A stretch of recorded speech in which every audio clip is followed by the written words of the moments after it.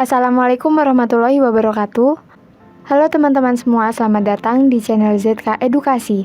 Di sini saya akan membahas tentang Megawati Soekarno Putri, Presiden Republik Indonesia kelima. Yuk langsung aja kita simak. Presiden Republik Indonesia kelima, Megawati Soekarno Putri, lahir di Yogyakarta pada tanggal 23 Januari tahun 1947. Sebelum diangkat sebagai presiden, beliau adalah wakil presiden RI yang ke-8 di bawah pemerintahan Abdurrahman Wahid. Megawati adalah putri sulung dari Presiden RI pertama yang juga proklamator, yaitu Insinyur Soekarno dan Fatmawati. Megawati pada awalnya menikah dengan pilot, yaitu Letnan 1 Penerbangan TNI Angkatan Udara, Surendro, dan dikaruniai 2 anak lelaki bernama Muhammad Pradana dan Muhammad Rizky Pertama. Pada suatu tugas militer pada tahun 1970 di kawasan Indonesia Timur, pilot Surendro bersama pesawat militernya hilang dalam tugas. Derita tiada tara, sementara anaknya masih kecil dan bayi. Namun, derita itu tidak berkepanjangan. 3 tahun kemudian, Mega menikah dengan pria bernama Taufik Kemas, asal Ogan Komering Ulu, Palembang. Kehidupan keluarganya bertambah bahagia dengan dikaruniai seorang putri Puan Maharani. Kehidupan masa kecil Megawati dilewati di Istana Negara. Sejak masa kanak-kanak, Megawati sudah lincah dan suka main bola bersama saudaranya, yaitu Guntur. Sebagai anak gadis, Megawati mempunyai hobi menari dan sering ditunjukkan di hadapan tamu-tamu negara yang berkunjung ke istana. Wanita bernama lengkap Diah Pramata Megawati Soekarno Putri ini memulai pendidikannya dari SD hingga SMA di Perguruan Cikini, Jakarta. Sementara ia pernah belajar di 2 universitas, yaitu Fakultas Pertanian Universitas Padjadjaran Bandung dan Fakultas Psikologi Universitas Indonesia pada tahun 1970 sampai 1972. Kendati lahir dari keluarga politisi jempolan, Mbak Mega, panggilan akrab para pendukungnya, tidak terbilang piawai dalam dunia politik. Bahkan, Megawati sempat dipandang sebelah mata oleh teman-teman dan lawan politiknya. Beliau bahkan dianggap sebagai pendatang baru dalam kancah politik, yakni baru pada tahun 1987. Saat itu Partai Demokrasi Indonesia atau PDI menempatkannya sebagai salah seorang calon legislatif dari daerah pemilihan Jawa Tengah untuk mendongkrak suara. Masuknya Megawati ke kancah politik berarti beliau telah mengingkari kesepakatan keluarganya untuk tidak terjun ke dunia politik. Trauma politik keluarga itu ditabraknya. Megawati tampil menjadi primadona dalam kampanye PDI. Walau tergolong tidak banyak bicara, ternyata memang berhasil. Suara untuk PDI naik dan beliau pun terpilih menjadi anggota DPR atau MPR. Pada tahun itu pula Megawati terpilih sebagai Ketua DPC PDI Jakarta Pusat. Tetapi kehadiran Mega di gedung DPR atau MPR sepertinya tidak terasa. Tampaknya Megawati tahu bahwa beliau masih di bawah tekanan. Selain memang sifatnya pendiam, beliau pun memilih untuk tidak menonjol mengingat kondisi politik saat itu. Maka beliau memilih lebih banyak melakukan lobi-lobi politik di luar gedung perwakilan rakyat tersebut. Lobi politiknya yang silent operation itu secara langsung atau tidak langsung telah memunculkannya terbitnya bintang Mega dalam dunia politik. Pada tahun 1993, dia terpilih menjadi Ketua Umum DPP PDI. Hal ini sangat mengagetkan pemerintah pada saat itu.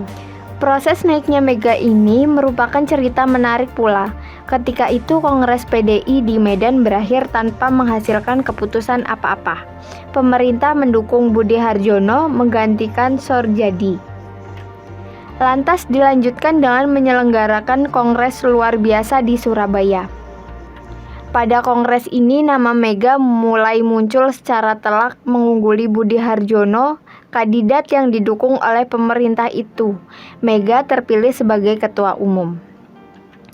Kemudian, status Mega menjadi ketua umum PDI dikuatkan lagi oleh Musyawarah Nasional PDI di Jakarta.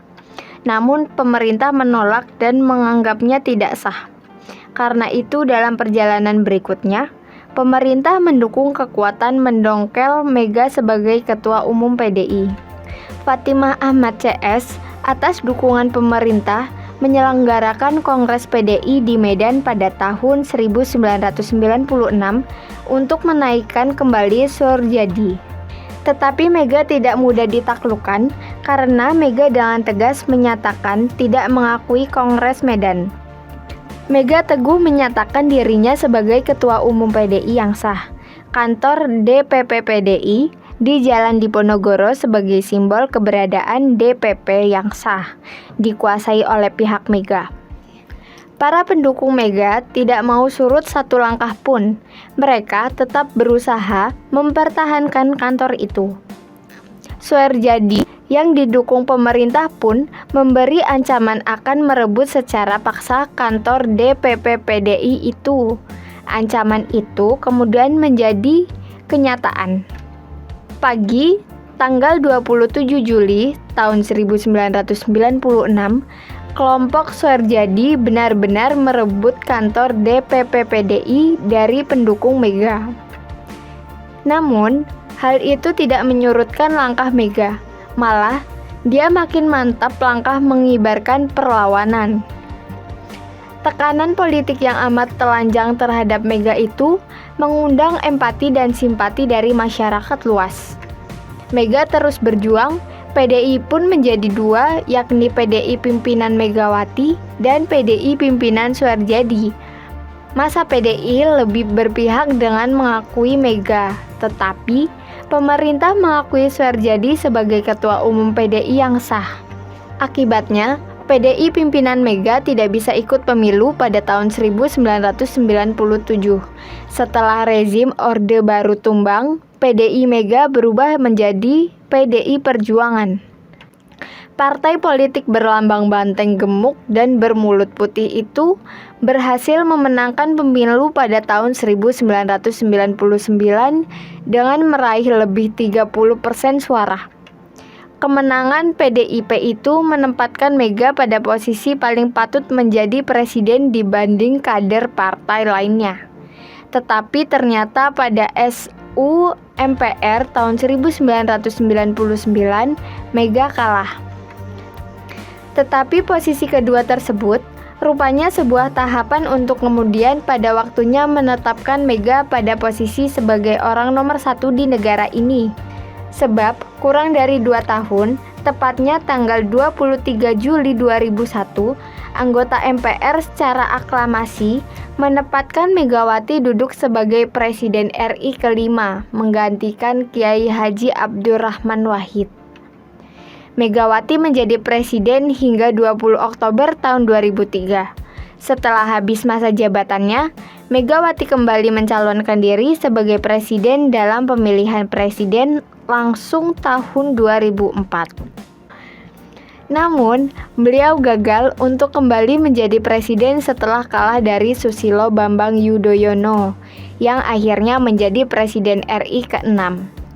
Sekian untuk pembahasan kita kali ini, semoga bermanfaat untuk kalian semua. Jangan lupa like, komen, subscribe, serta nyalakan lonceng notifikasi untuk mendapatkan info penting lainnya. Terima kasih. Wassalamualaikum warahmatullahi wabarakatuh.